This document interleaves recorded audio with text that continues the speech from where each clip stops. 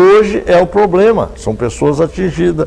E aí a dificuldade também, outro problema, a dificuldade maior é que essas pessoas são muito pobres. Eles compram o terreninho com a dificuldade e aí fazem a casa com alicerce baixo, tá? Não fazem a casa de acordo com o nível da enchente.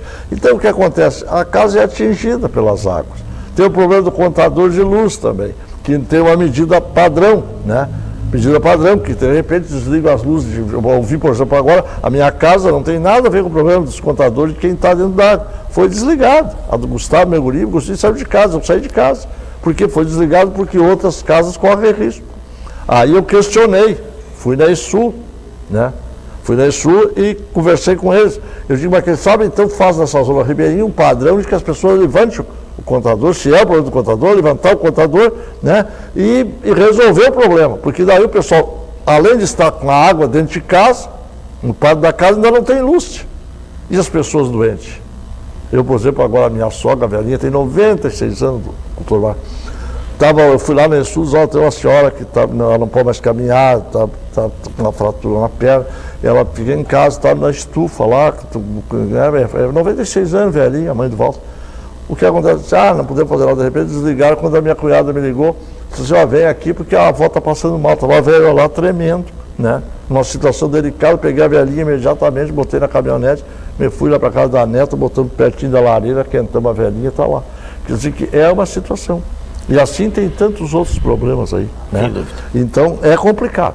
Vou dizer para ti, toda enchente traz transtorno. Sem dúvida. E a discussão desses assuntos que um dia nós vamos ter que solucionar. Vocês têm que achar uma solução para o problema, é verdade. Vereador Valmir,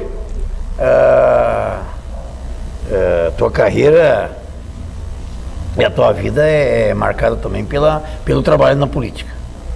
Eu sempre gostei de política. E esse retorno agora, a vida política como vereador suplente, assumindo.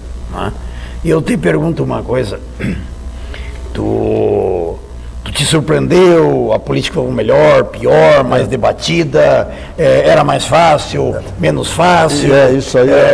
Como é que tu vê hoje, não só esse aspecto do legislativo, mas também o executivo, essas discussões, como é que tu vê tudo isso, esse quadro?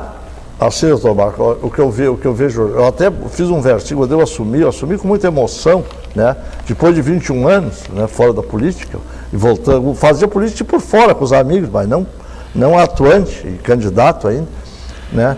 Mas eu até aceitei a candidatura porque eu queria me despedir do povo, sabe? Uma coisa que eu sempre gostei de fazer, aos 15, 16 anos já acompanhava os políticos da época, quando cheguei em Montenegro, Hélio Alves de Oliveira, até fiz um verso, tem uma poesia para o Hélio Alves, né, que eu fiz quando ele foi candidato a deputado estadual, assim por diante. Então são coisas que marcaram a minha vida. Bom, eu agora, quando assumi, né, fiquei assim tão satisfeito que quando iniciei o meu pronunciamento, eu falei assim, esperei 21 anos para que o tempo passasse. Hoje eu vim matar a saudade antes que ela me matasse. Olha só. Então, assim, o que eu vi, a política. Hoje comentava ainda na Câmara, lá na Secretaria da Câmara, o seguinte: a política da nossa época, de 82 a 92, que eu fui vereador por 10 anos, era bem diferente. Tá? Era bem diferente, porque as coisas eram mais calmas, tá? Os problemas eram bem menores, as divergências eram menores, buscava-se uma solução mais fácil, às vezes até, e mais oportuna para o momento. Mas os anos do progresso, as coisas foram movimentando. Naquela época nós tínhamos nossas máquinas, a Lexon 80, né? A IBM, Hamilton. Então nós tínhamos uma coisa precária. Eram os meios, os mecanismos que nós tínhamos na época para nos comunicar. Não é? Por carta no correio, né? Telefone, não tinha o celular ainda, né? Fax era uma coisa do outro mundo. Não, fax era uma coisa que poucos tinham, era coisa do outro mundo, veio depois. Então assim, o que acontece? Era uma época diferente de hoje. Hoje o quê? A internet, os meios de comunicação, as coisas são divulgadas repentinamente, né? A Câmara está na internet, através da JP News, Na hora. Na hora, pois é. Se tu olhar hoje, está lá o teu a manifestação. professor. Isso é importante porque nesse mundo globalizado que nós vivemos, o importante é isso aí, que o povo fique sabendo o que está acontecendo e de que forma está acontecendo. E o que vai acontecer e pode acontecer. E o que também pode melhorar e pode piorar. Então essas coisas todas têm que ser analisadas. Então hoje que eu vejo, por exemplo, uma Câmara moderna, um mundo moderno, né, com políticos atuantes, tá? A disputa, se sabe, porque é acirrada muitas vezes, da divergência, porque o ser humano tem um pensamento, tem outro, aí vem às vezes, vem aqueles interesses partidários por trás de uma situação, tudo isso aí engloba buscando um resultado. Agora, eu, fazendo política, eu sempre pensei assim no bem maior, que é o município que nós estamos lutando por ele. O legislativo e o executivo, órgãos independentes, mas harmônicos, né, doutor Marco? Um depende do outro, né, as coisas têm que funcionar, tem que haver uma harmonia, né, nos poderes constituídos. E o povo espera que os vereadores cumpram a sua parte, que o prefeito cumpra a parte dele, o senhor sabe, o prefeito é muito cobrado, o vice também, o senhor, por exemplo, eu considero o seu trabalho na política brilhante, foi magnífico, né?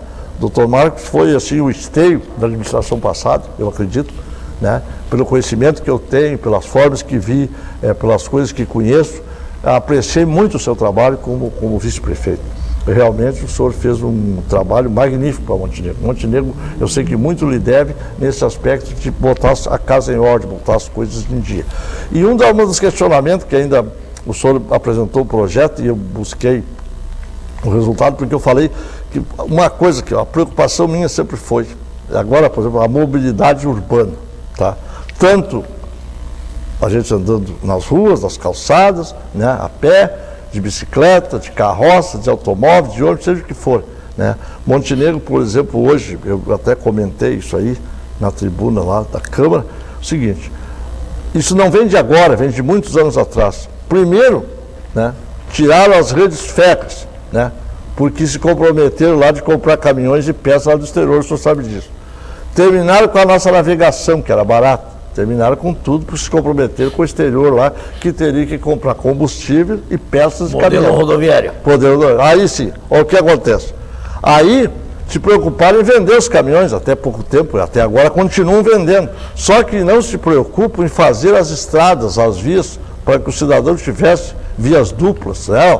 Autoestradas, como tem no exterior, né? Não. O trânsito nosso é precário, famílias se dizimando e cada vez vai ficar pior. Não adianta mudar o código, tá, de trânsito, não adianta fazer muita coisa, tem que fazer estrada.